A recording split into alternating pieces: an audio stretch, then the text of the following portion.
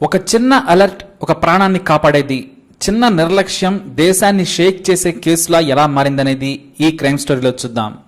November 1, 2007న 21 ఏళ్ల జ్యోతి కుమారి చౌదరి రాత్రి 10:30కు తన ఇంటి ముందు క్యాబ్ ఆగగానే కారెక్కింది. ఆమె విప్రోకి చెందిన స్పెక్ట్రా మైండ్ కాల్ సెంటర్లో పనిచేస్తుంది.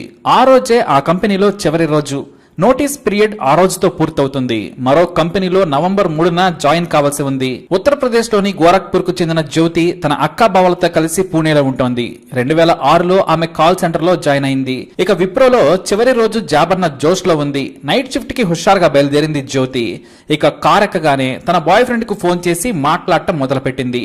ఇద్దరు ఏకైకలు పకపకలు. కారు ఎటు వెళ్తుందో ఆమె గమనించలేదు. హినేజీవాడలోని విప్రో కాల్ సెంటర్ క్యాంపస్ కు రెగ్యులర్ గా వెళ్లే దారిలో కారు వెళ్లలేదు. దాదాపుగా 40 నిమిషాల ప్రయాణం చేసిన తరువాత కారు ఓ చోట సడన్ గా ఆగిపోయింది. ఏమైందని క్యాబ్ డ్రైవర్ పురుషోత్తం బొరాటేను అడిగింది జ్యోతి.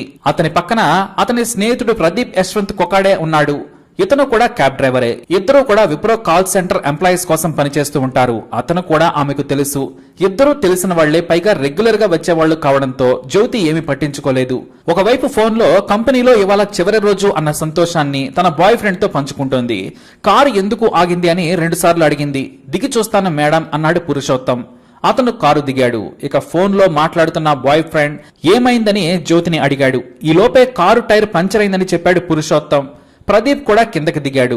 ఇక ఫోన్ లో జ్యోతితో పాటు కార్ డ్రైవర్ మాటలను వింటూ ఉన్నాడు ఆమె బాయ్ ఫ్రెండ్. ఈ టైంలో కార్ టైర్ పంచర్ కావడం ఏంటని జ్యోతిని సీరియస్ గా అడిగాడు ఆమె బాయ్ ఫ్రెండ్. ఆ డ్రైవర్ ను కూడా సీరియస్ గా అడుగు, లేదంటే వేరే కారు పిలిపించుకోమని చెప్పాడు. ఇంతలో 1 నిమిషం కారు దిగండి మేడం అంటూ పురుషోత్తం రిక్వెస్ట్ చేశాడు. ఆమె దిగే ప్రయత్నం చేస్తూ ఉండగానే ఆమె ఫోన్ ని లాక్కున్నాడు పురుషోత్తం. మరోవైపు ఆమె బాయ్ ఫ్రెండ్ హలో హలో అంటూ ఉండగానే ఫోన్ కట్ అయిపోయింది.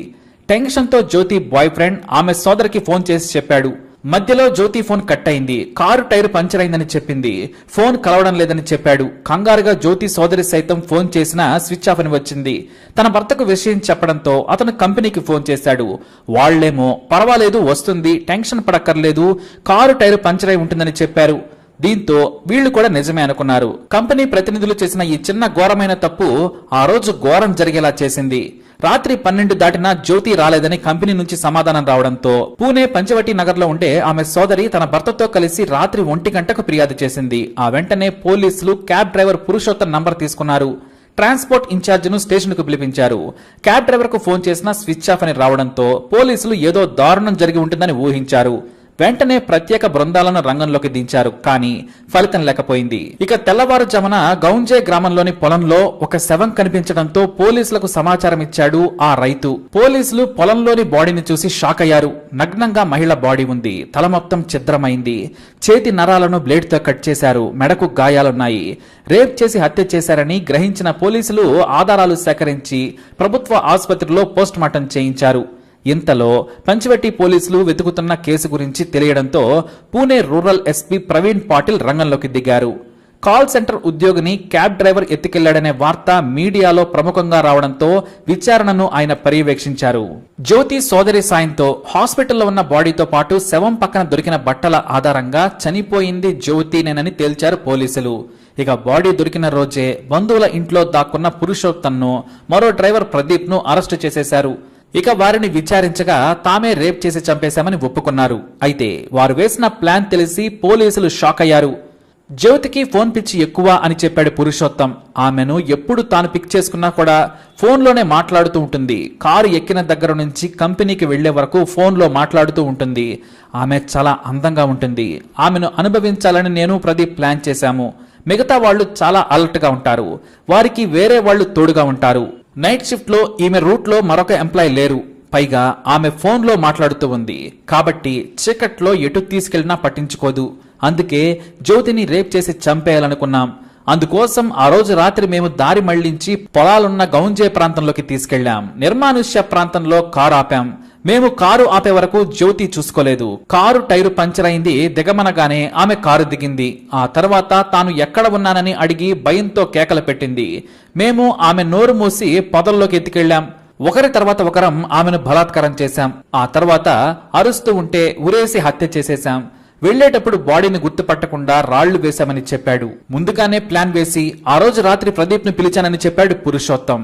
పక్కా పథకం ప్రకారమే క్యాబ్ ఎక్కిన తర్వాత ఆమె ఫోన్లో మాట్లాడుతూ దారి చూసుకోలేదు. అదే వారికి కలిసి వచ్చేసింది. అయితే మరి మీరే జ్యోతిని కారులో ఎక్కించుకున్నారు కదా, పోలీసులకు దొరుకుతామని భయపడలేదా అంటే దారుణమైన మాటలు చెప్పారు నిందితులు. ఏదైతే అది జరిగింది, అందంగా ఉన్న జ్యోతిని అనుభవించాలి అంతే అని చెప్పారు ఆ నిందితులు. పోలీసులు ఈ కేసును గంటల వ్యవధిలో ఛేదించారు, కానీ ఫలితం లేకుండా పోయింది. క్యాబ్ లో తీసుకెళ్లిన డ్రైవర్ పురుషోత్తం కు కాల్ చేస్తే స్విచ్ ఆఫ్ అని వచ్చింది. కంపెనీ సైతం ప్రయత్నించినా అందుబాటులోకి రాలేదు. పోలీసులు అదే రోజు రాత్రి పురుషోత్తం ఇంటికి కూడా వెళ్లారు. ఇంకా ఇంటికి రాలేదని అతని భార్య చెప్పింది. కంపెనీకి వెళ్లకుండా జ్యోతిని ఎటు తీసుకెళ్లి ఉంటాడా అని చాలా ప్రాంతాల్లో వెతికినా లాభం లేకుండా పోయింది. రాత్రి 1 గంట వరకు ఫిర్యాదు చేయకపోవడం జ్యోతి కొంపముంచింది. వెంటనే ఫిర్యాదు చేసి ఉంటే లొకేషన్ను పట్టుకోగలిగేవారు. బాగా అర్ధరాత్రి సమయం కావడం వలన నెట్వర్క్ సిబ్బంది అందుబాటులో లేక వెతకటం ఇబ్బందిగా మారింది. అర్ధరాత్రి సమయంలో కంప్లైంట్ చేయడం వలన నెట్వర్క్ సిబ్బంది అందుబాటులో లేక వెతకటం ఇబ్బందిగా మారింది.